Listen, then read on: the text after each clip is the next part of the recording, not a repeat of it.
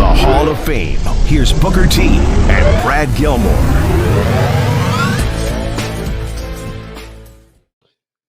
Shoop, welcome inside the Hall of Fame. I'm Booker T, 6-time world champ, 2-time Hall of Famer. Got my man Brad Gilmore here with me as always. We coming to you from ESPN 975-925, guys, and we are getting ready to do it like it's supposed to be done. Make all them suckers bow down. All you guys in the chat, we appreciate you. We love you, and we're about to get this thing crack-a-lackin'. Bradley, how you doing, dog? I'm doing good, but obviously not as good as you. You must have had a hell of a Father's Day weekend. You're all ready to go, man. Couple of cocktails, man. Before the show? Yesterday. Yesterday. You got to still got a little buzz going. No, man, I'm excited about July 15th, man. Summer Champions going down Home Civic Center. Man, Summer Champions 9. Let's get that straight, man. 9 consecutive seasons of Summer Champions, and this was going to be bigger than they've ever been, man. Trick Williams is going to be MC and Alicia Fox co-MC, a special guest referee, enforcer Nick Patrick. Oh my God, all the championships will be on the line. It's going to be awesome, man. So I'm excited, man. I'm excited about everything.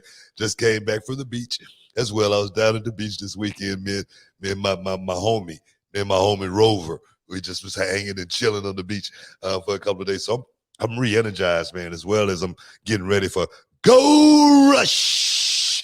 It's going down NXT this week, man. Night 1 of Gold Rush. So, guys, that's why I'm excited, man. That's why I'm all giddy and hyped up right now.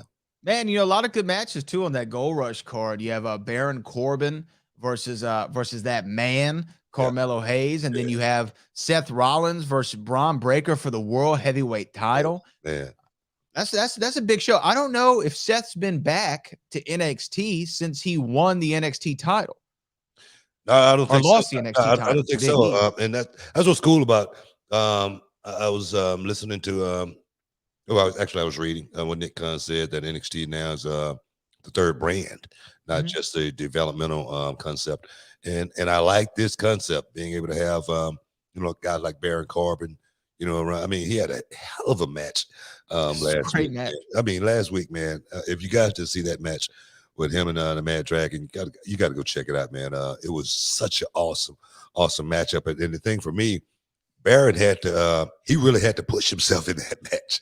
He really had to take himself to another place because them young cats, man, down in NXT, man, they bring it every week. But to see someone like Baron Corbin to step in and take that role and embrace that role, it says a whole lot about Baron Corbin. And now having someone like Seth Rollins come back and mix it up with, that man, no bread, no water, just meat, Braun Breaker. It's going to be good, man. I'm excited about it. What do you think that does for someone like Seth Rollins to come down to NXT to defend the World Heavyweight title? What does that do for someone like Braun Breaker? The rub, man. The rub is so important in this business, to be able to work with a guy that's as high caliber as Seth Rollins, a guy who came through that same system and did it and then went on to the main roster and boom, exploded to the point to now being the World Heavyweight Champion. It's going to do a hell of a lot for him, There's no losers in that matchup right there. There again, I always go back to my first time in there with Steamboat, my first time in there with Savage. It was a different feel. It was a different flavor, and I knew it. I knew what it was all about, and it was me sitting under that learning tree, and hopefully, a little bit of it can rub off on me. And trust me, bro, I always say it. That 20 minutes with Steamboat was like about maybe 3 years of wrestling school training. Seriously, I'm not playing. I'm not jiving. I'm dead serious. Where does Seth rank right now in the world? Is he the best wrestler in the world? Is he top 2? Is he top 3? It's hard for me to even rank guys. Is he in the Fave 5? Seth Rollins he's been in my Fave 5 for some time, just because I talk about how much of an artist this guy is. Writing romance novels. That's how good his storytelling has been as of late, being able to go through that whole journey of, the 1,000-day run of Roman Reigns and still be focused and in tune and understanding what this long game thing is all about to now coming out on this side, smelling like a rose. Yeah, man, he's one of the guys who understand the business, and I respect that. I think he's arguably top 3 in the world, in my opinion. It's hard to put anybody above Roman right now just for the run that he's on. But when you talk about bell-to-bell action, doing it consistently on every show, you can't look past guys. Well, you're going to get a lot of heat for that, man. You're going to get a lot. Well, you may not get a lot of heat from it just because you said it. But no, if I said it, I'm going to get the heat for it. You know what it's going to say? It's going to say Booker T's co-host says Seth Rollins is better than Roman Reigns. That's what they're gonna put it in small, in like 8-point times New Roman. Just like cold impact. And the thing is, because there's a lot of guys out there, there's a lot of great wrestlers out there. But I understand what you're talking about. You're talking about guys that's on the big show, under the bright lights, on a weekly basis, going out there doing it, and not just going out there doing it, staying consistent. Consistent is more than anything. I always talk about it. Sometimes you win by attrition, by not getting hurt. And that's Seth Rollins. He's been that guy who has been able to go out there and weather the storm, not get hurt, not probably getting hurt all the time, but not getting injured, and still being able to go out there and perform and taking the roles that he have and making the best out of those roles. Sometimes Seth Rollins, he's done very little on a lot of these shows, but you remember everything about Seth Rollins, and that right there is the mark of a talent for me. And just to be honest, like for a minute, he kind of cooled off like a couple years ago, right? In my opinion, it's not his matches or anything, but just where he was in the show. He didn't feel, this is just my opinion, he didn't feel like he was the top guy for about a year and 18 months there. Because he wasn't. And that's what I always talk about. I always say it's not always going to be your turn. It's not always going to be your turn. And sometimes you may not even be the guy that they're thinking about, but you still got to know how to keep yourself in the game all the time.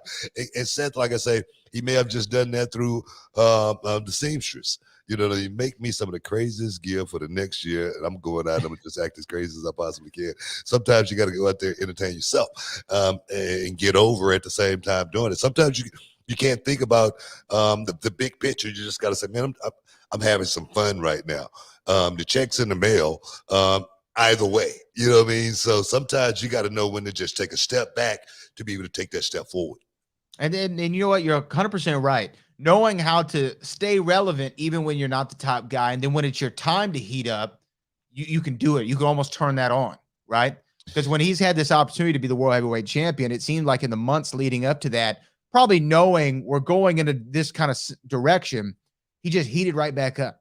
He got hot again. Some of my best times was in my cool down periods, I think. I think Goldust and I was a cool down period for me.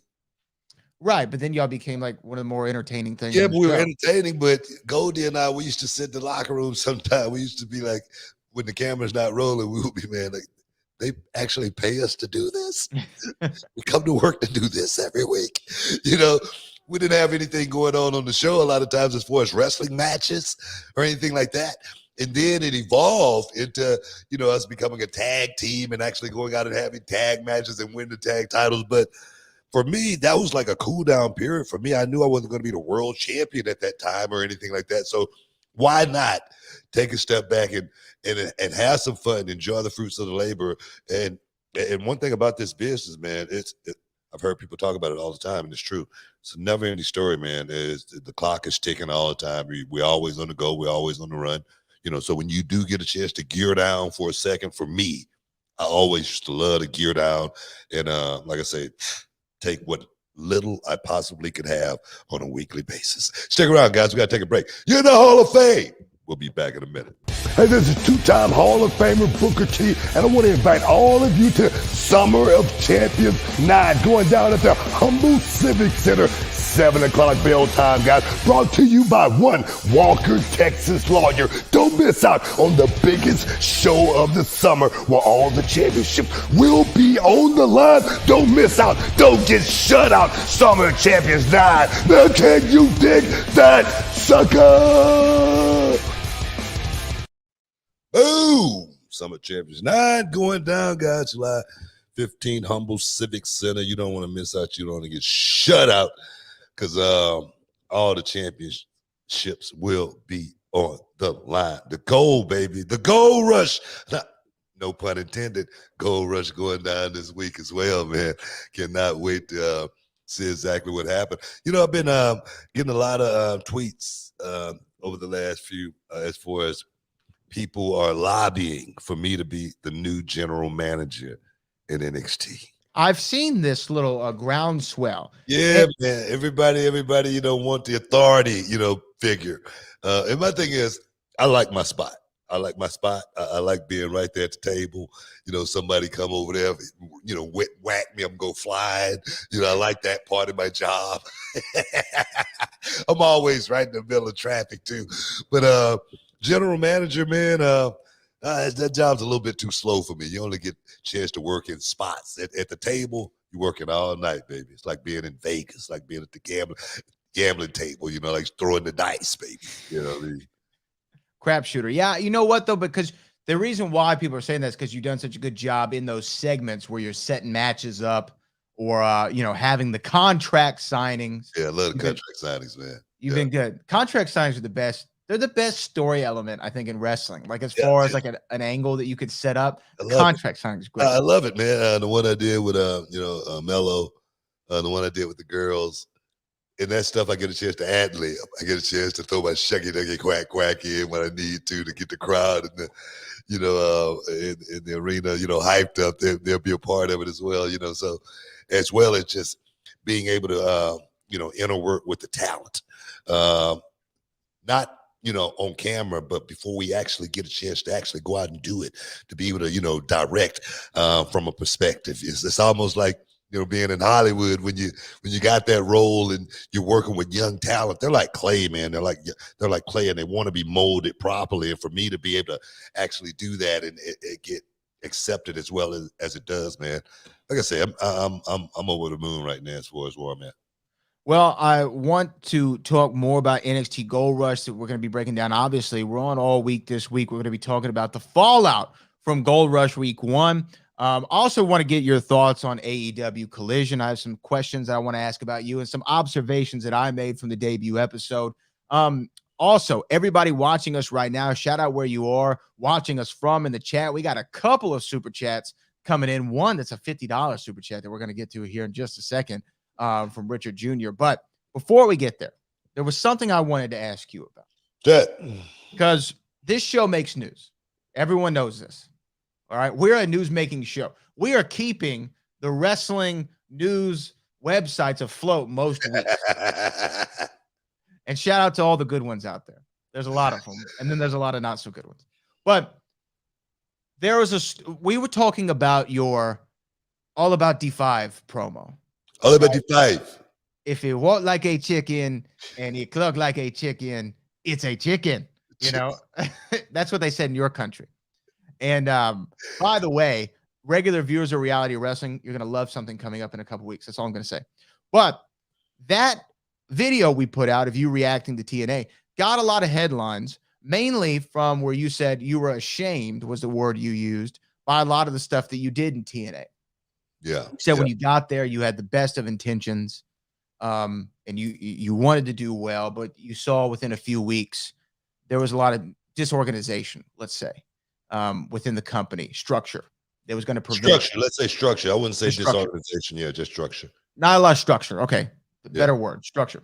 One of the guys who saw this headline and then reacted to it on his show was Dutch Mantel, who WWE fans might know as Zeb Coulter when he had a run there in WWE.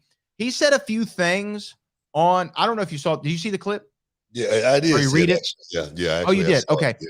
There were a few things that he said in there that I kind of wanted to ask you about. One, for clarification's sake, because some of it didn't seem right to me, knowing you and also knowing your story. The first thing that really stuck out to me, because this doesn't sound like you, and if you can go back to your global wrestling days, your WWA days, your WCW days, your WWFE run the first time, this most recent time, your time with reality wrestling. So I think it's applicable to TNA. Dutch said that you were like bigger than the brand, or you acted like you were bigger than the brand after he said WWE released you, and then you went to TNA, and you were almost acting as if you were bigger than the brand. I just want to get your comments to that. He said he said I thought that I was had that feeling that I was bigger than the brand. And also just to go back, I was just talking about me admitting my faults. That's all. I just wanted to get it out there as far as I didn't go into TNA, thinking that I was going to, change the whole name of the game or anything. But I did go into TNA with good intentions. When things didn't happen the way I envisioned them, I just said, okay, I'm going to have some fun for these next 2 years, whatnot. But, I never thought I was bigger than the brand. When I first got to TNA, they gave me a Legend Championship, one of the most beautiful belts I ever seen in my life. And I didn't even know what the belt was for. No one never explained it to me or anything like that. No one ever gave me any direction as far as what that title meant. That's what I'm talking about as far as structure. First thing I'm going to do as far as structure go, if I got a legend coming into my company and we're creating a Legend Championship for him, he's going to know about it. Okay. I was surprised by the Legends Championship myself. I was like, oh, you kidding me? It's like a gift someone was getting. But there again, this is wrestling. Everything is supposed to be talked about, and everything's on the table. And for Dutch to say that, I don't know where it's coming from. He said the only reason I made my way there to TNA was because WWE was wrapping me up. Right. They gave him his notice. And I just want, I've never been fired from any job in this business, any company. I've never been fired, not once. And where he get his information, he say that's what he heard. That's hearsay. You might want to, get your sources right when you say stuff like that, because that was just blatantly false. He said WWE was not going to renew my contract at that time. And me personally, I hate talking about business, insider business, because it's not for outside. If I'm not talking about it, nobody should be talking about it. But as far as, my contract being renewed, I was at the top of my game when I left WWE. I don't know if he realized that.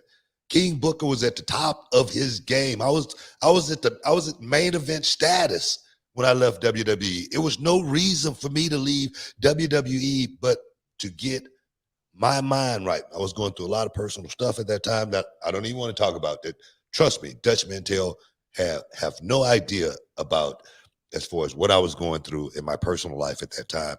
And he's also said, I was looking for somewhere after WWE let me go, and I found it in TNA. When TNA called me, I was on the beach in Newport Beach, California, when TNA called me and asked me to come back to work.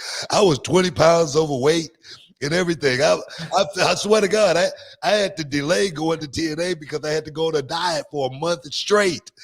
That's where I was. I had no intentions on wrestling anywhere at that time, but the offer came. It was a good offer, 70 days, a year or something like that. I took it. It wasn't like I was breaking the bank or anything. And he say, I feel like I was bigger than the company. Seemed like I would have been one bigger than the company money when I came in, if that's the case. I had a measly contract in TNA because it wasn't about the money. I was just trying to stay in shape, just trying to stay, keep myself motivated. In the 2 years I was there, people thought I was retired. So that's not the point. That's not the point. My point is, when people like Dutch Mantel speak about stuff like this, that they don't know about, telling other people's stories, they should keep their mouth shut. All right. This is not a story for Dutch Mantel to be telling because he don't know it. This is my story as far as me getting let go or me getting fired or whatever the case may be. If you don't know it, stay. And the thing is, that story, as far as what happened with me and WWE, it's probably a select of 2 or 3 people may know exactly what happened, and I'm one of them. So that kind of stuff irks me when I hear someone totally out of bounds talking about something that they have no idea about. Now, let's go to the we got to take a break. We got to take a break. We here. do because I have more on this. No, we got to take a break in like 30 seconds. We haven't even gotten to the TNA part. We haven't even gotten there. Well, because I'll tell you what attracted me to the video was the title was that you were difficult to work with. Exactly my point. Exactly. And I want to ask you about your difficulties or lack thereof in TNA. And if you thought, because look, we've talked about certain things on this show from your TNA days over the years. That some people have brought up against you. But let's get this straight. Stuff that I really never really want to talk about until I see stories from people back in that time in TNA saying Booker T was this, Booker T was that, and I'm like, none of that is true. And the thing is, you know why it's not true? Because you don't hear none of the young guys who was relevant in that company say anything negative about Booker T. Ask Samoa Joe, ask AJ, ask Rude, ask Jay Lethal, ask Xavier Woods, ask all those guys. That's all you got to do. Don't ask the upper echelon. Talk to the boys. Stick around. You're in the Hall of Fame. We'll be back in a minute.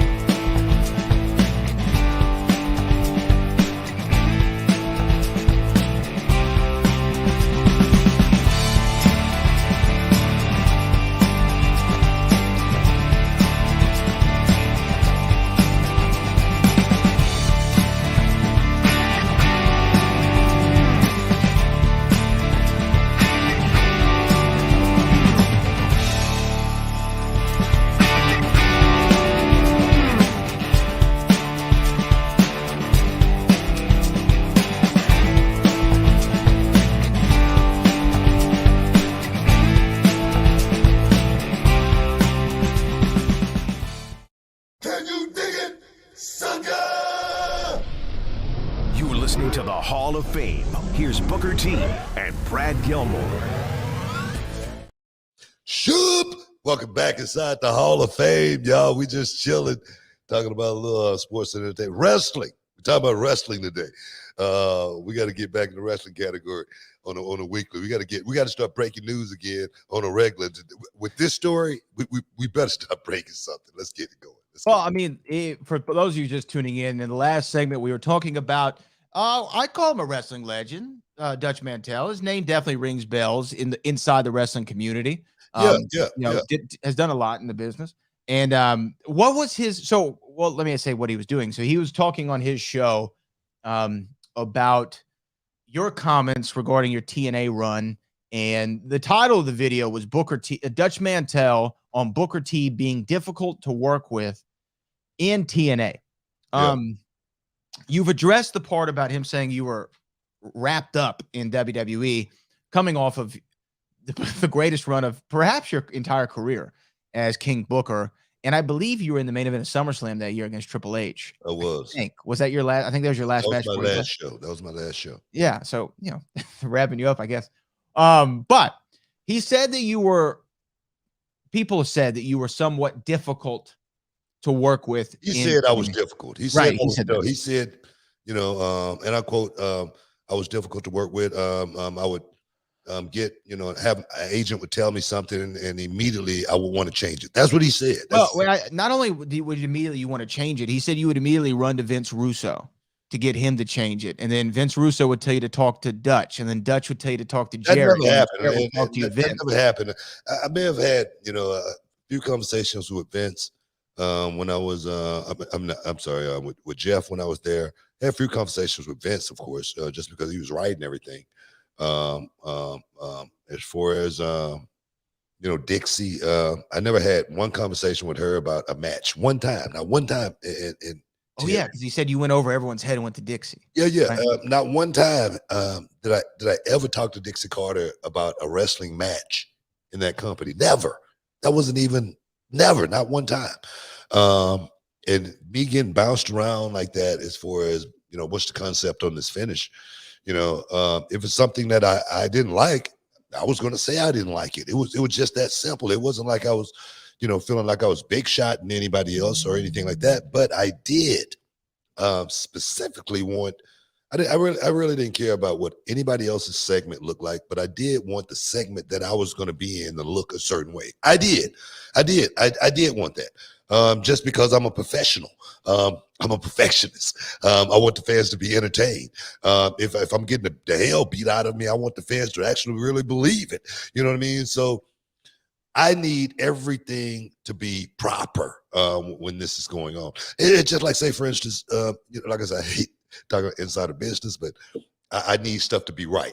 At one point, I think I was having an ambulance match with Robert Roode. I think it might have been Robert Roode.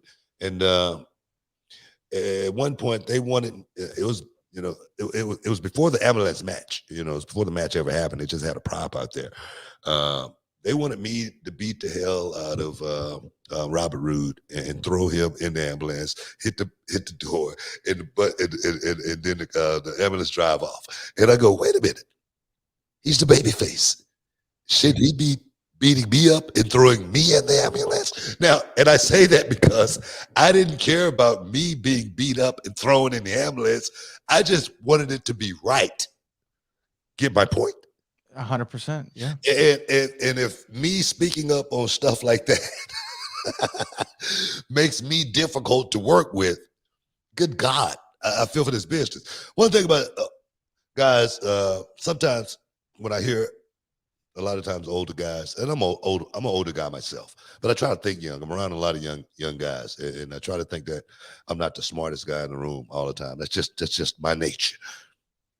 Some guys are just too old to even be talking about this stuff, because at the beginning of that clip, they talked about I think the co-host, I'm not sure what his name is. He asked us, he has a question about Booker T being in TNA, him being difficult to work with. I know you don't remember a whole lot about your TNA days, but what do you remember about this? And then he elaborates. You don't even remember anything.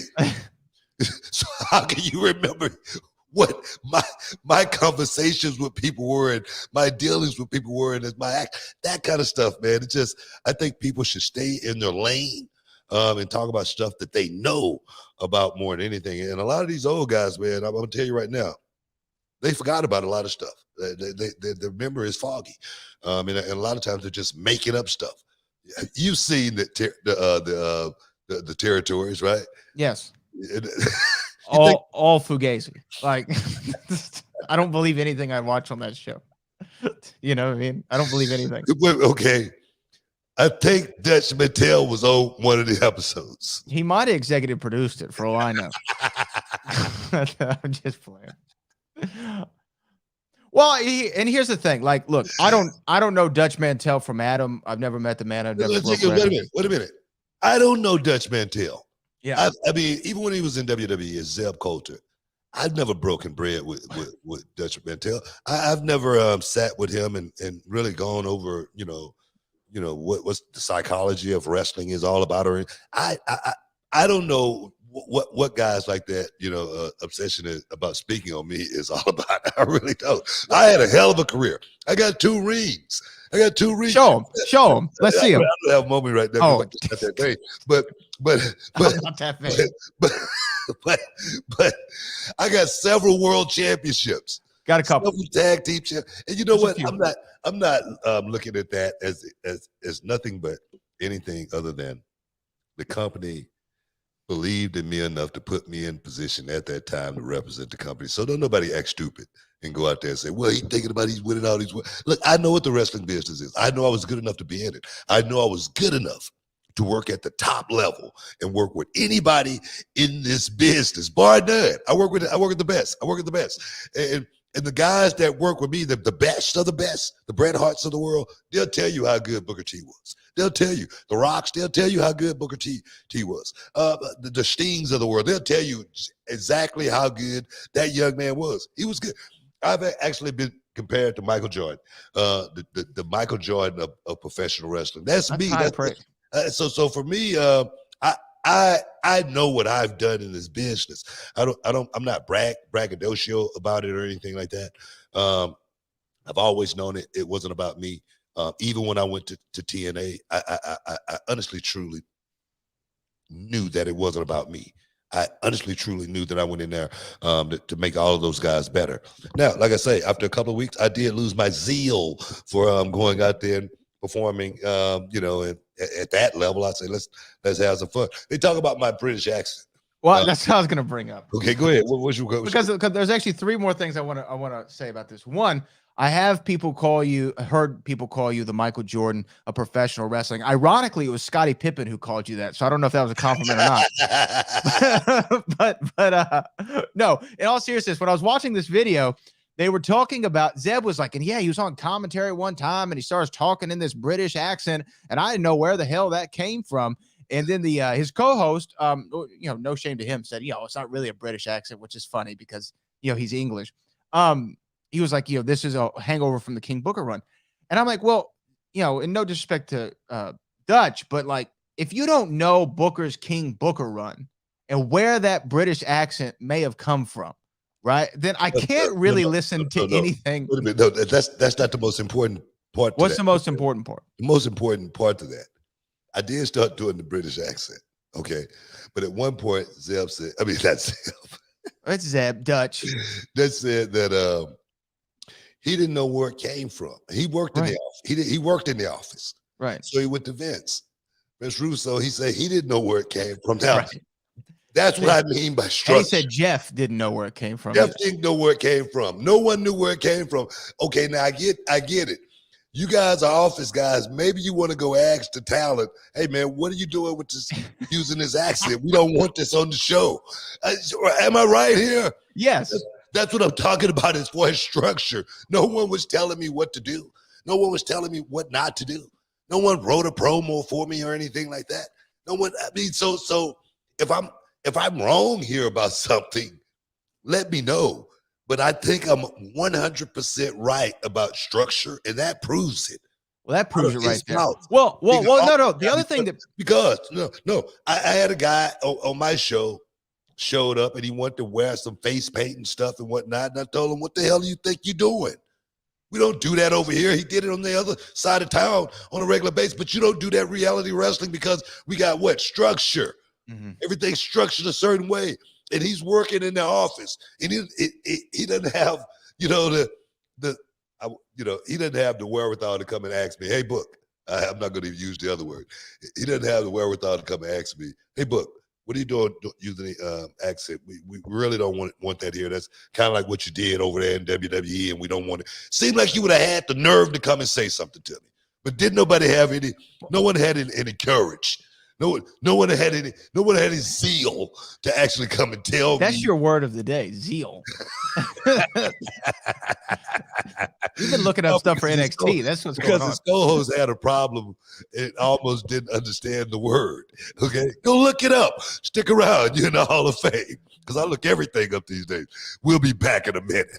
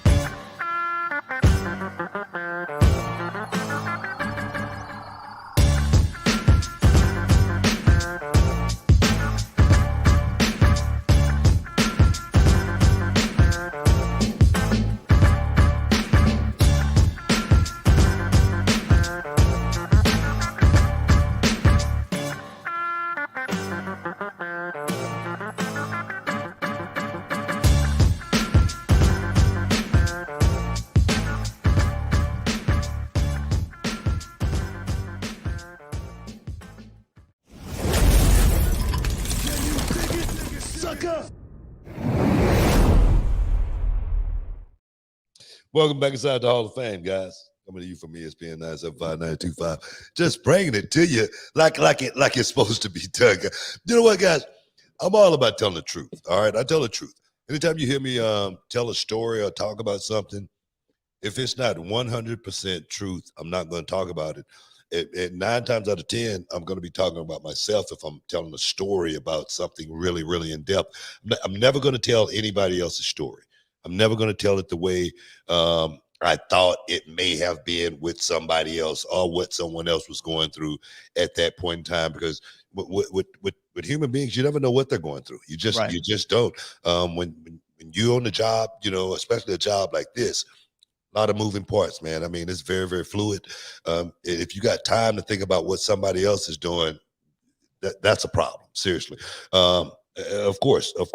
I've been in the business now 32 years. I think Dutch said I wrestled 30 years. Okay, I think that's what he said. I wrestled 30 years.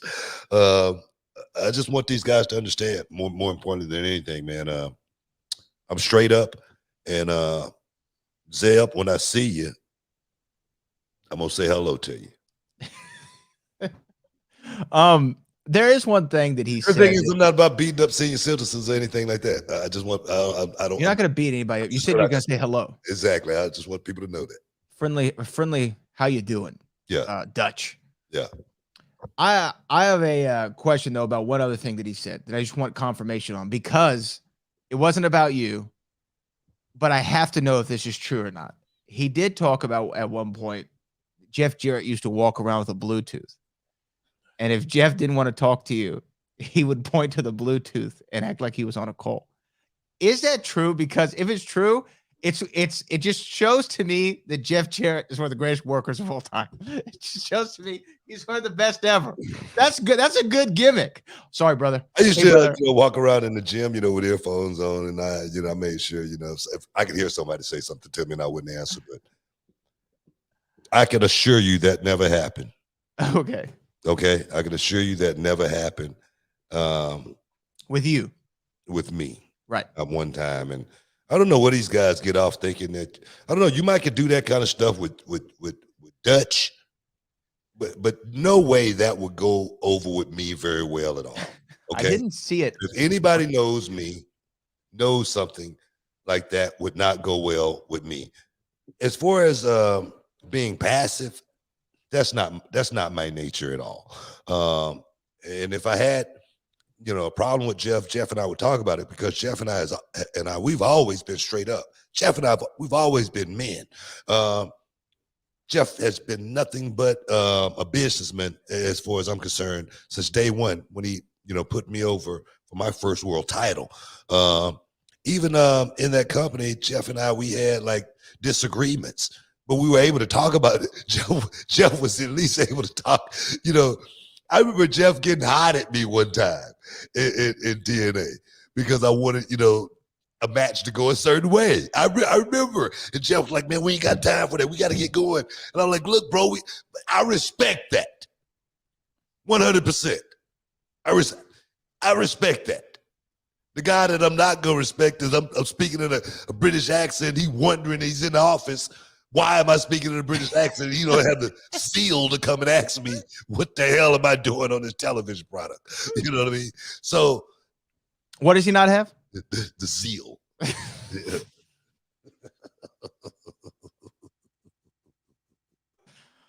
Well, you know, that is. I don't think there's anything else that he said that we need to.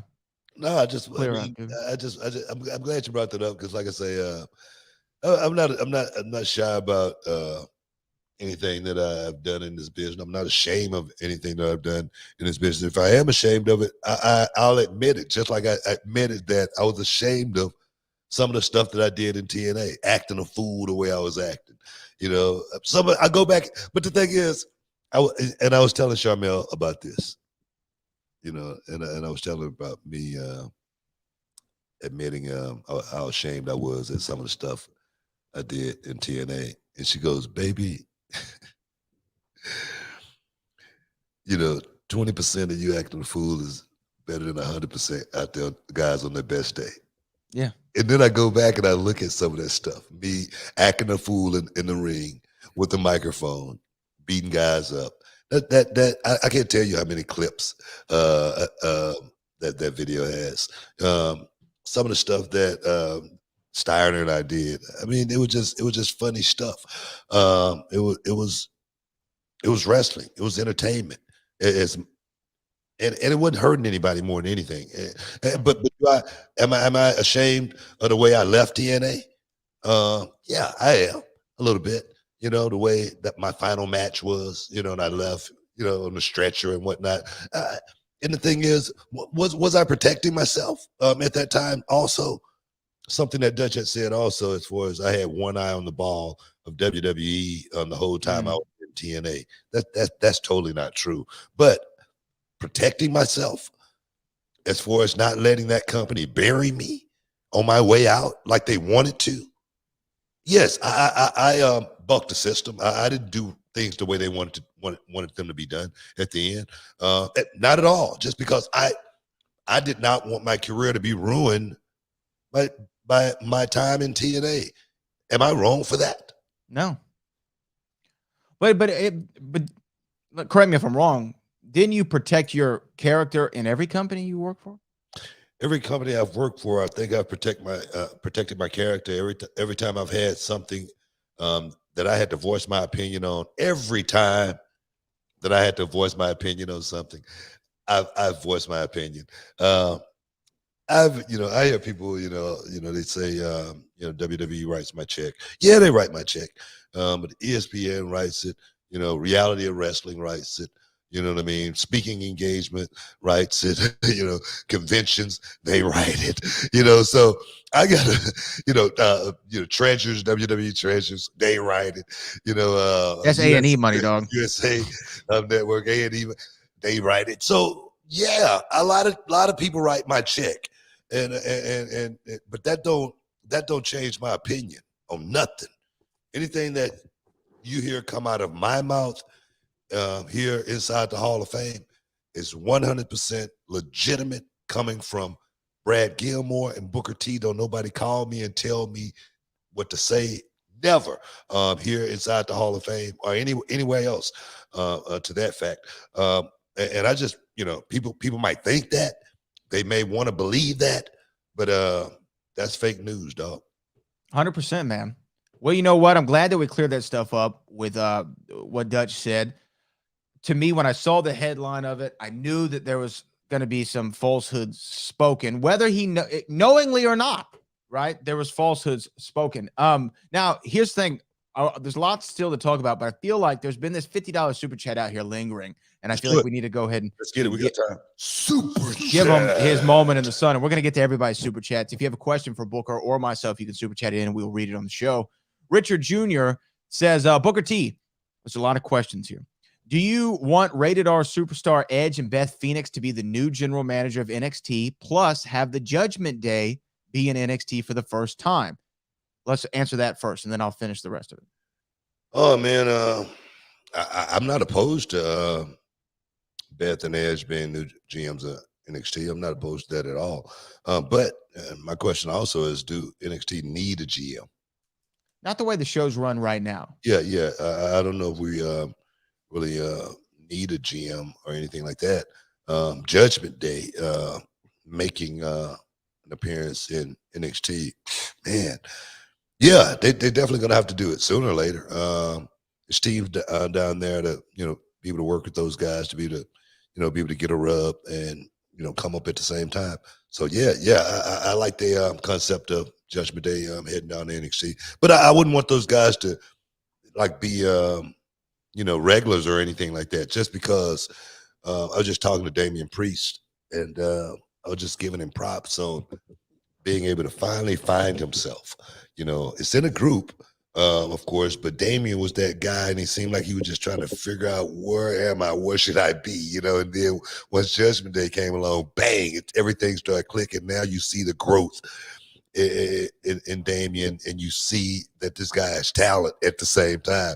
What he did with Bad Bunny, awesome. So that right there just lets me know that he understands finding, his way. Sometimes, it may not be, you out there on your own all the time, especially in the beginning. It may be something that you need to spark the flame. What's that second part? The second part, Trish Stratus versus Raquel Rodriguez going to kick off Raw for that last spot in the Money in the Bank ladder match. and Seth Rollins to fight Gianni Vinci for the WWE World Title? Question mark. Yeah, man. Let me ask you this: do you think Trish should be in that Money in the Bank ladder match? Man, That'd be awesome. good God, it would be awesome. But Trish and Raquel Rodriguez, man, that right there, man, it's one of those dream matches. Mm-hmm. You know what I mean? That's a dream match right there. The ladies definitely going to get a chance to go out there and show exactly, what it's really all about. And I'm going to tell you right now, Rodriguez couldn't have a better dance partner than Trish Stratus. Even still at this state of the game, she's still damn good inside that square circle. Vinci, Rollins, there again, that's a young kid who's got an upside. He's got a lot of talent coming from the UK, and now being here, he's going to need somebody to actually put him on the map and let people see how good he really is, and no better person to do it with than that man, Seth Rollins. So, hey, man, I like both of those concepts. But stick around, you're in the Hall of Fame. We'll be back in a minute.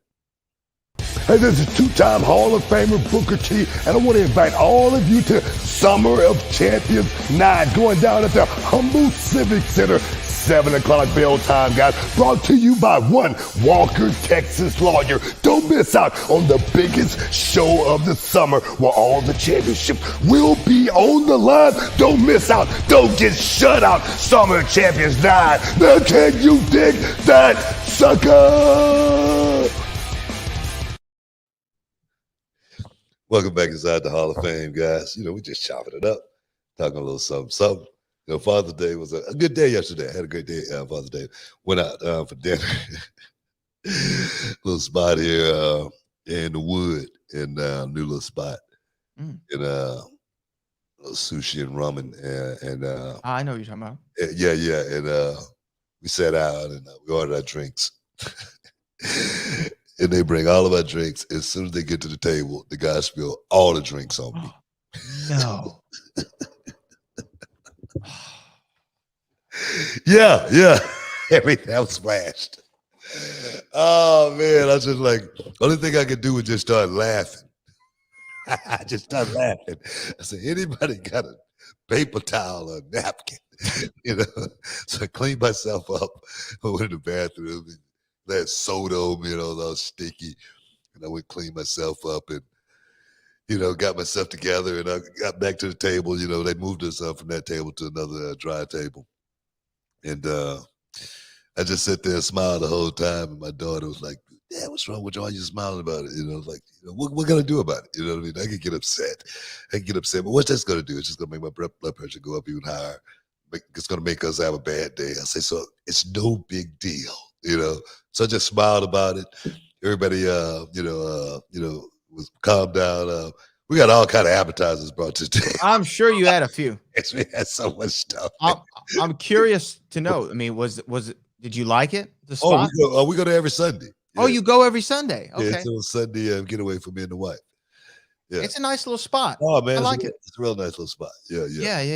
I like it, man. Well, that's awesome. The guy was excited. I think what I mean. He was a fan. And, got a little jumpy. Oh man, they all over me, man. But I'm just glad I was cool about it. Well, good. Well, it was a good Father's Day. I'm glad to hear that. There's going to be a lot coming out Monday Night Raw in the last segment. We were talking about Trish Stratus and Raquel Rodriguez. Potentially, Trish could be in the Money in the Bank ladder match. By the way, if anybody didn't pay attention to Trish's Instagram on Father's Day, God bless America and Canada for that matter. But I wanted to ask you about something that happened. You following her anyway on Instagram? I mean, what do you mean? Why am I following Trish Stratus? It just popped up on you. You check this out or what? You just are you First actually actively? Let me check Trish Stratus. No. Come up in the news feed today. You don't follow Trish Stratus? I follow nobody, man. No, when stuff pop up on my phone, it's like,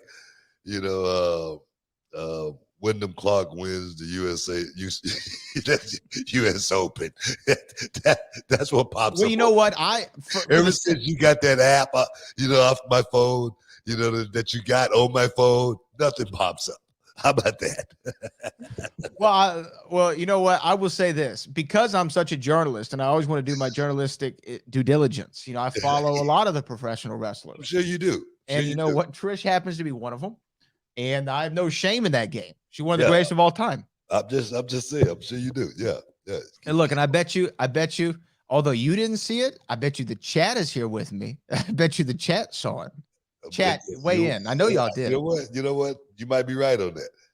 But no, I don't follow it. When I see photos, it's normally I'm letting you send them to me. Oh yeah. Sure. Look, I wanted to ask you about something that went down the day before Father's Day. We had the debut of AEW Collision, the Saturday night show. It's been hyped up for several weeks now, if not months. We knew this show was going to happen, and we knew who was going to be coming back, CM Punk. We've talked a lot about him, and Punk came through on Saturday, cut a promo, wrestled in the main event. I have some feelings on it. I don't know if you want to say anything about it, but I have a kind of an opinion on. I didn't watch the match or anything like that. Give me I read the promo. Okay, I didn't watch the match. But go ahead. I'll tell you first. Night, man, I was on the beach. I was chilling. I'll say first, the set for AEW Collision. I really like the set. I like the feel. I like the ropes. I kind of like the production of it. It looks real good. Main event was real good, especially the elements that had CM Punk and Samoa Joe for nostalgia purposes, if nothing else. It was really cool to see those two guys go at it for the first time since Ring of Honor back in 2004 or whenever it was. So the match was good. The promo, I know I'm going to get heat for this, but the promo didn't do anything for me. CM Punk, 10 years, first was 10 months since the last time we saw him. And the last time we saw him, he cut a hell of a promo that a lot of people talked about. But this one, it didn't do a whole lot for me. The only line that stuck out was the one that everyone's talking about. And that was the, hey, a lot of people call me One Bill Phil. And they say that's because I'm a real one in a world full of counterfeit bucks. And he made sure to emphasize bucks. Definitely a reference to the Young Bucks. It couldn't be anything else but that. And then he talked about the fans that I guess don't like him. And he said that the fans, and I'm paraphrasing, are softer than the wrestlers that they love, or something, or soft as the soft wrestlers they cheer for, or something to that effect.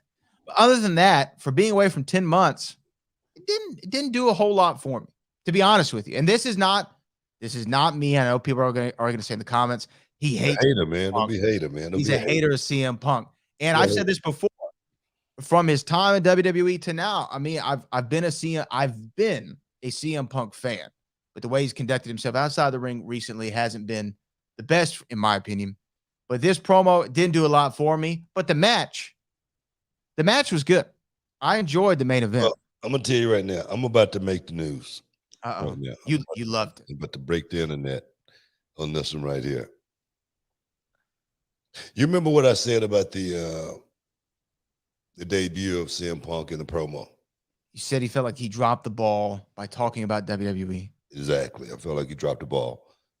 Just because it was so much meat on that bone to actually be able to pick, that was right there in AEW. And I read the promo, and if the promo that I read, the way it felt, that was a promo that he should have came in with, as far as putting the focus on guys like the Young Bucks, guys like Kenny Omega, and all the talent there that he was there to ruin their whole world. And that's why I say I felt like he dropped the ball with that first promo. This promo, he did everything that he made up. It may not have been as exciting as you wanted. I guess that's, yeah. But he hit his bullet points, and his bullet points was those guys in that company. And now the fans got something to sink their teeth into as far as, something's about to happen, opposed to thinking about the other company, which ain't nothing gonna happen. That's just you're just talking. Now we talking wrestling. So for me, it's the promo that I needed if I was, running the company. Well, and I'll give you this. If that promo goes directly to some sort of program with the Young Bucks and Kenny Omega a month from now or whenever it is, I'm with you 100%. Just think about this. Just think about this for a second. I don't think it's going that way. It can only go that way, because if you come back thinking the same thing that you was thinking before, that we can't work and we can't do business, and we're in the same place we were before. Well, I mean, if you're going to come back talking about it, we got to make it happen. And I'm sure everybody has come to some kind of agreement as far as, look, guys, we may not like each other, but it's time to go to work. Now, agreed in part. Now, again, you never know what's real and what's not in wrestling. There was an ESPN article that came out with, I think it was Mark Ramundi interviewed CM Punk, and CM Punk said he's tried to work things out with the Young Bucks and the Elite, but he's gotten letters back from their lawyers saying that they don't want to talk, or whatever the case is. Whether that's true or not, I don't know. It could be working toward the angle, like you said. Well, if it's a better time to create an angle, it's now. Right. This, to me, would be the biggest money feud. Now, I did read something that the Young Bucks were taken off of an upcoming AEW Dynamite in Chicago, and they were replaced with CM Punk on that Dynamite for that night. Now, again, whether that's looking too much into it, I don't know. But if this promo, like you said, pays off with an eventual, man, can you imagine All In, Kenny Omega versus CM Punk? Incredible, right? Could you imagine CM Punk and FTR versus the Young Bucks and Kenny Omega? It'd be awesome. Like, the environment wise, the build to it, the heat behind it. Would it make me buy the show? Yeah. But as far as, like, I don't know, when I was watching it, I just felt, to me, it felt like he wasn't building to anything. It looked like he got a couple shots in because he was in a home crowd. And then the last part of the promo, he held up a bag, which I'm assuming had the AEW title in it. And he had a little thing that he said to MJF, who's still the AEW champion. That I saw him building an angle to, which, you know what, by the way, they had great chemistry together in AEW. I thought they had a really good program going, especially that dog collar match that they had. But I don't know. It didn't set the world on fire. Perhaps I was expecting more, like you said. Like, perhaps I was expecting this exciting, crazy, over-the-top promo, but I didn't get that. All the bullet points I think was hit. I think the fans, got something to think about as far as going forward. I think, staying on message. That's what these politicians would say. Stay on message. You know what I mean? So I think that right there was a good thing. But we gotta take a break, guys. Stick around. You're in the Hall of Fame. We'll be back in a minute.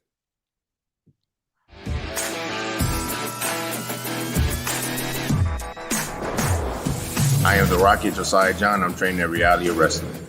I've wanted to be a wrestler since I was a little kid, since watching it with my dad for the first time and seeing guys like Booker T wrestle. That's what I knew. That's what I wanted to do. So I just had to take that leap, take that drive, and chase some dreams. The greatest thing about Reality of Wrestling is all the knowledge that's here. From all the trainers, Brian Davison, Brian Key. I am the Rocket, yeah. One day, Booker T just called me Rocket.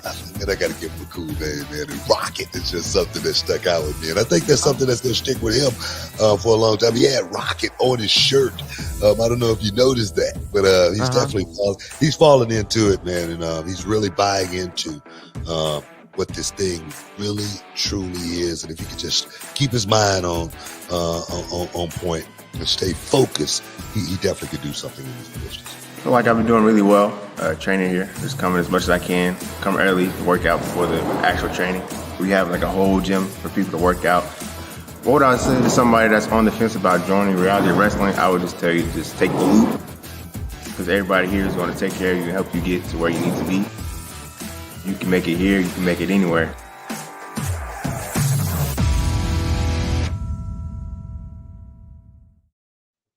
Ship, welcome back inside the Hall of Fame, guys. Coming to you from ESPN 97.5, 92.5, talking everything sports and entertainment. Wrestling. We're talking wrestling, guys. Wrestling, yeah. Come on now.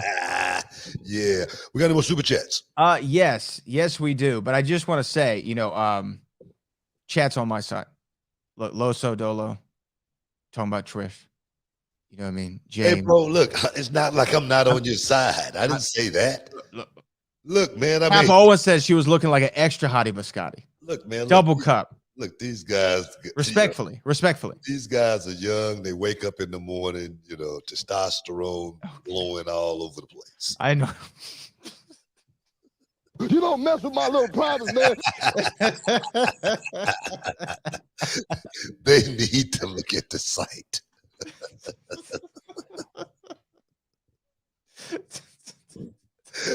I'm just saying. I mean, come on. Wait, what? Cut it up. Everybody. Shoot. Here's our next super chat. Crazy old man. The Tornado, Anthony Y. What did you think of Wichita singing Rollins? Were they in Wichita Falls last week singing his theme song? Oh, his song? Yeah. About Seth Rollins' song last week? I guess. Or is Wichita the name of the group who sings? Do they sing the song? I don't know. There's no song to sing, is there? Yeah.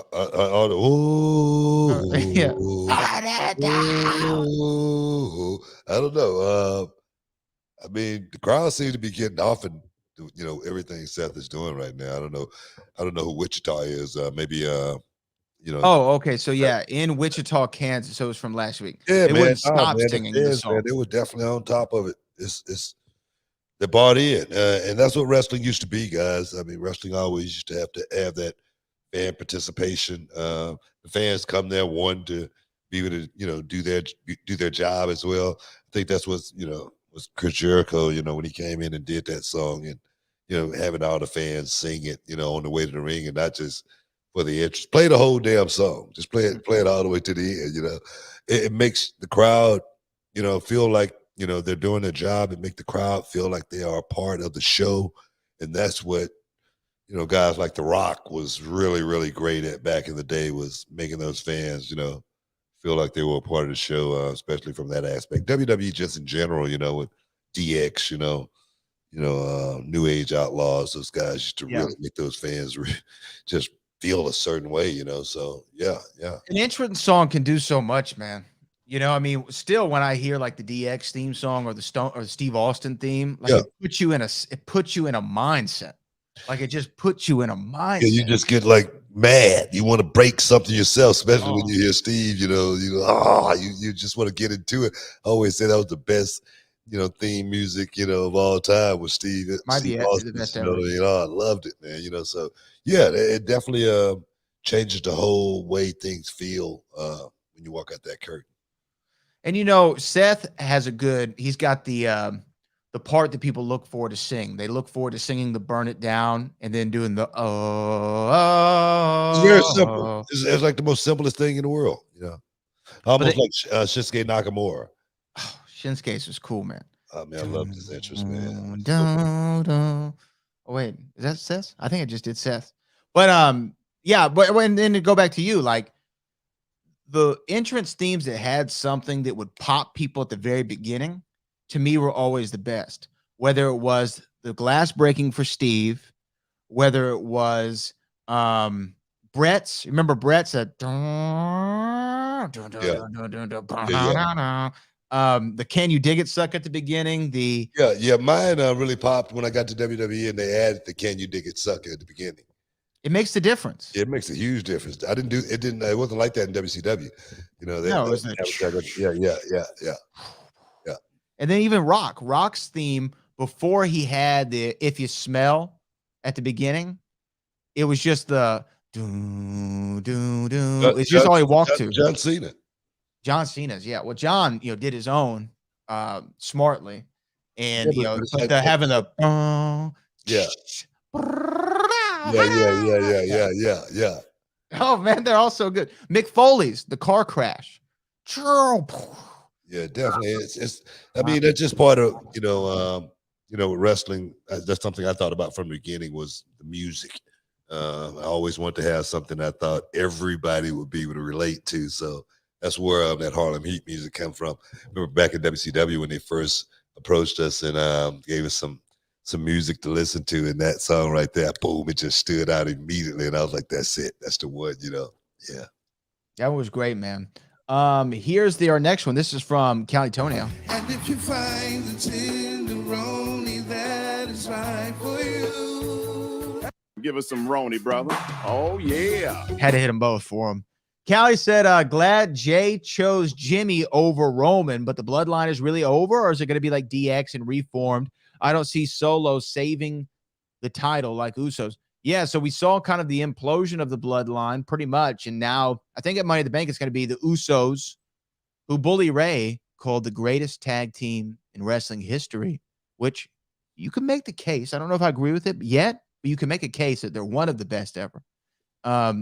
And they're going to face Solo and Roman at the pay-per-view. Yeah. Here are the premium live event coming up. It's bloodline over, man. It's the bloodline over. How are they going to reform? Like DX. You know what? My thing is, bloodline been rolling now for about 3 years? Easy. Yeah. And something like that, it's only going to roll for only so long. All right. So my thing is you get as much out of it as you possibly can. You squeeze it like it's a wet t-shirt, trying to get the water out of it. So my thing is, I think the bloodline is I don't think it's gonna fully break up. I'm sure we're gonna, see some remnants of it get back together here and there. But I think you ride with the bloodline as long as you possibly can. And if it ain't broke, don't fix it. Right now, the people still loving everything that these guys are doing, even if they're doing it with each other now, against each other. So I don't know. What do you think, Brad? I agree, man. And if you think about where we were 6 months ago, you still had Sammy in the bloodline. You still had everybody in order. And it starts at the Rumble with the Sammy turn. And then you're like, okay, well, that's only going to go to Mania when they beat the Usos. They beat the Usos in the main event. You're like, okay, well, that's it, the bloodline, because Roman's going to lose the title. Well, Roman retains the title, and it swells on, and it continues to swell. And yeah. That's why I say you got to keep it rolling as long as you possibly can, just because it's one of the top stories on the show for the last couple of years. So if the people are still by, it's like all my children. You know what I mean? Young and the Wrestlers, General Hospital. I mean, people still watching. We're going to give it to them. I mean, when we interviewed Eric Braden, how long was he on? How long has he been on the show? Like since the 70s. Never stops. Exactly. Yeah. Why? Because he's over and people still want to see what's he going to do. Still want to see him, you know what I mean? And that's why I say good stories, just like Young Rock just got, season got canceled, right? It was I didn't hear that. Yeah, that was a good show, you know what I mean? When stuff get canceled, you go, man, that was a really good one, you know what I mean? You want it to last forever, you know what I mean? If you liked it. But that's just the reality of it. Sometimes it lasts, sometimes it don't. We're going to see exactly how long the bloodline can last. Hopefully they'll last for another season.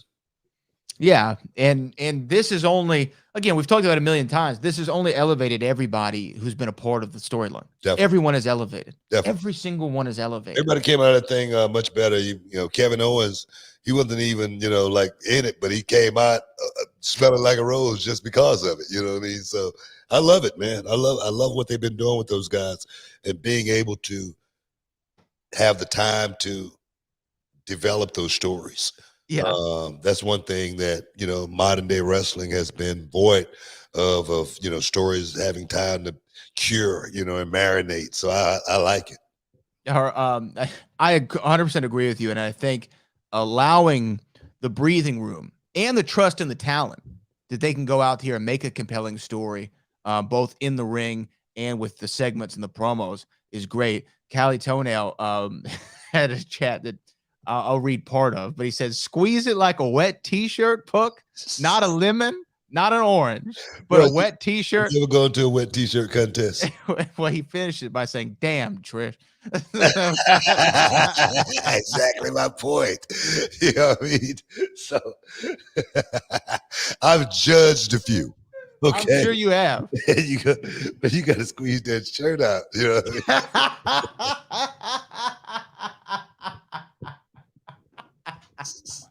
How does one judge a wet T-shirt contest? Very closely.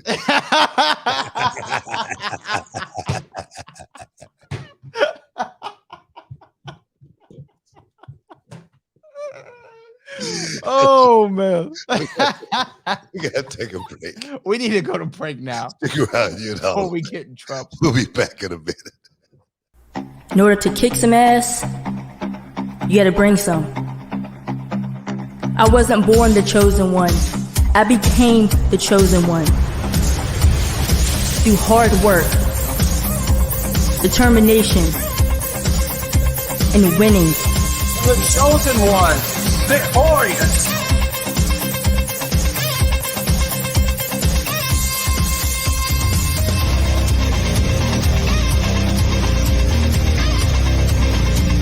You're gonna be a big star. You already are.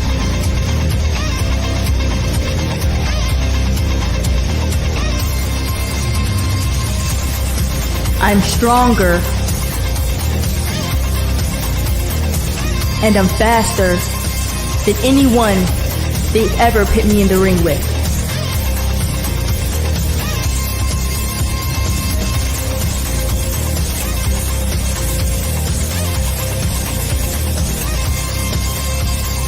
Being the chosen one isn't just a nickname, it's a gift. And professional wrestling is my gift.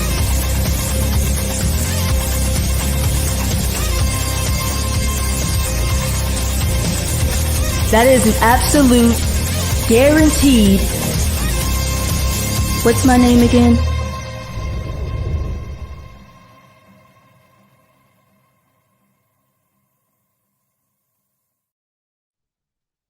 Welcome back inside the Hall of Fame, guys. Get ready to wrap this thing up here. Coming to you from ESPN 97.5, 92.5, talking about wrestling, sports, and entertainment, all And everything in between. yeah. Respect to the GOAT, by the way. I just want everyone to know. Respect to the GOAT, Trish Stratus. Hey, before we move on, we have a couple super chats that we have to answer, of course. H-Town, we lost a legend over the weekend, man. Big Pokey passed away over the weekend after collapsing at a show in Beaumont and unable to resuscitate him. If you're an H-Town guy, you know Big Pokey from, if nothing else, the June 27th freestyle. And we're coming up on June 27th. I just want to pay my respects to the legend, man. You never know when your number is going to get called. I think his got called a little too soon, but respect to him, man. How old was Pokey, man?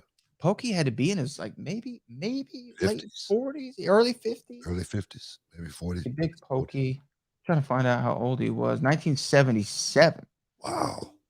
So how's 48? Oh man. Yeah, man. Unreal, dog. It's crazy, man. Never know when your time gonna come, man. Godspeed, man. Condolences to the family, seriously. He was an H-Town legend. God put us on the map as far as the rap game go. So definitely, yeah. Yeah, man. So rest in peace to the legend, Big Pokey. But let's go to a couple other super chats here. This next one comes from Loso Dolo. Super chat. Man, when is Cooker T coming to the channel?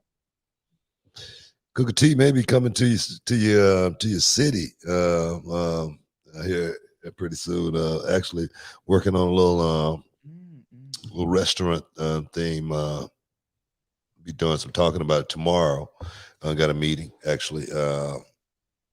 Delivery only. Booker T's Bistro. Get some of the best burgers, some of the best wings. You know, some of the best crab and asparagus you ever had in your life.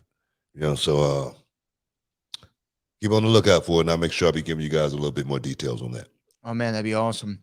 Big Breezo. Super chat. Big Breezo says, I forgot what match I was watching on NXT, but someone was getting beat down and Booker T told Vic, now that's on the job training. OJT, baby. On the OJT. On the job training. You know, that's when you're getting the hell beat out you. I love it, man. I've been in that position many a day myself, you know, they're on the job training. You just got to go out there and just go with the flow, man, and pick it up as you go. Shlomo Schwilliams says, this was a good show.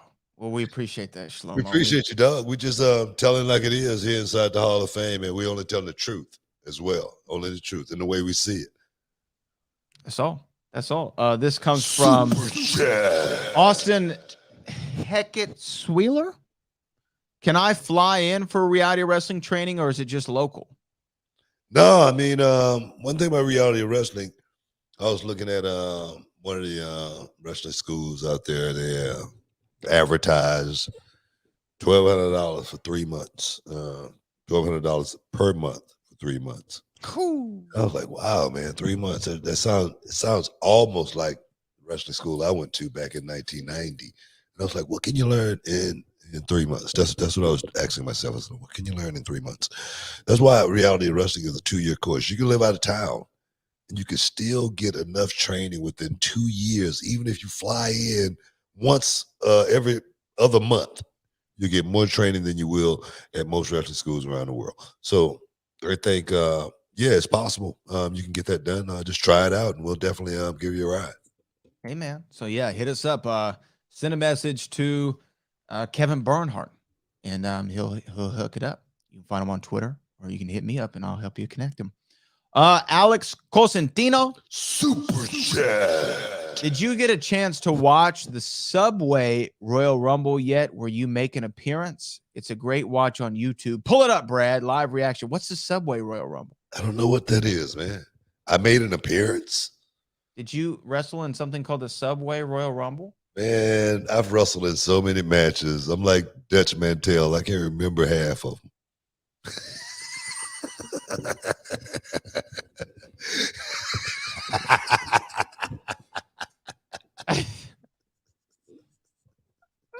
I'm looking up what the Subway Royal Rumble is. I think I know what he's talking about now. There's a group of people who actually they dress up as wrestlers and they go on the New York City. Oh, yes, I did see that. Yeah, I did see that. Yeah, that was pretty stupid. Yeah. No, man, it's just crazy, you know, for people to do stuff like that. The door open on the subway, the guy. Yeah. Oh, yeah, I did see that, man. That was pretty funny. Yeah. Yeah, I love stuff like that. I love stuff like that when I see it. Yeah. Okay, I found the Booker T. Should we watch it? You want to see yourself? Okay, man. I'll be checking it out. Okay. Here is Booker's entrance into the Subway Royal Rumble. Here we go. Oh my God, Booker T. How crazy is this, man? You know, for somebody to, you know, go through the trouble in a real Subway in the city, you know, to recreate Booker T. You know, I love it, man. I love it. Let me know that I did a hell of a job. He said Booker T looks better than ever. I call shenanigans on that one. That's thing is, look at all the people. This has to be coordinated. They're on the real Subway. You can see it moving. Don't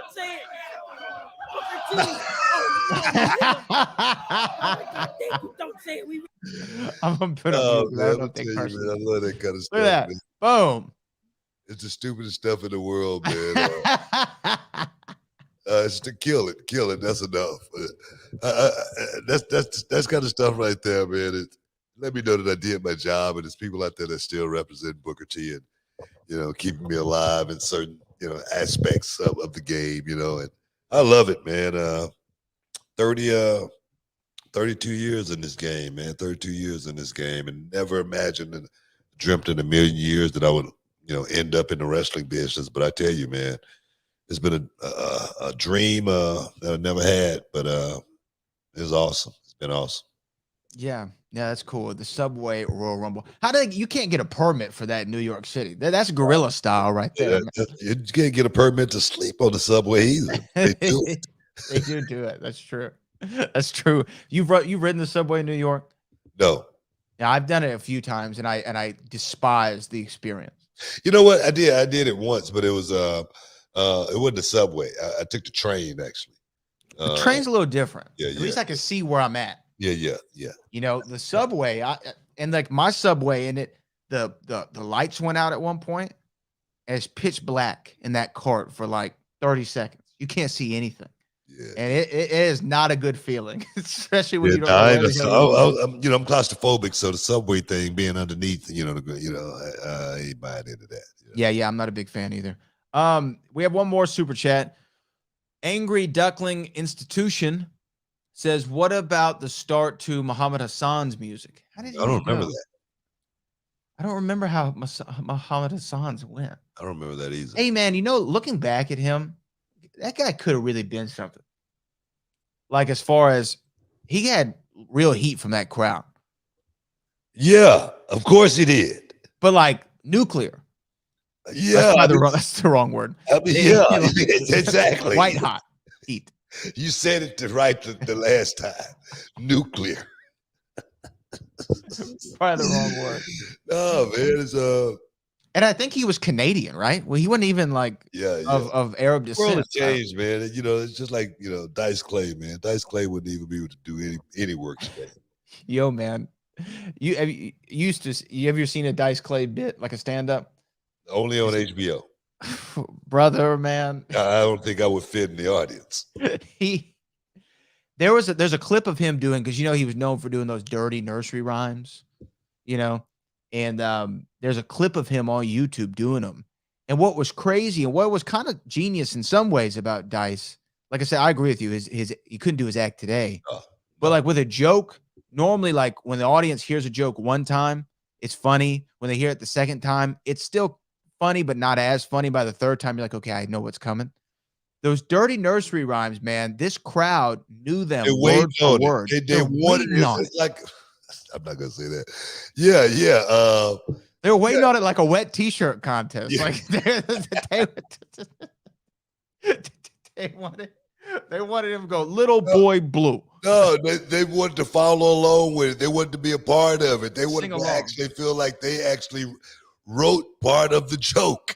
That's the way they would actually come into the ring like fans. So yeah, man, he was very, very unique as far as his style went. And, he definitely brought. It's like the world of politics that we're going through right now. He knew how to make those fans buy into what he was saying. It's amazing. Yeah, and like literally all he did was just change like make dirty rhymes. He was like this politician, like over the top like that, getting people to follow him before we even had followers. Yeah. On Twitter or Instagram or anything. He was definitely people want to be a part of him. And it was crazy, man. Just watching it on. And that was a character. No, just watching this documentary is nuts. Yeah. Have you watched it? I haven't seen it. Oh man, you gotta watch it, bro. It's great. It just goes to show you where we are in the world today. And someone like Dice, what he brought to the table, and almost like, there again, it was like he sparked the flame. Almost, created the blueprint. I tell you, man, it's really, really good. Well, you know what though? The one thing I did hear about Dice, Dutch Mantel says he's difficult to work with. Of course he is. We got to get out of here, man. I got to get ready to get out of here and head to Florida.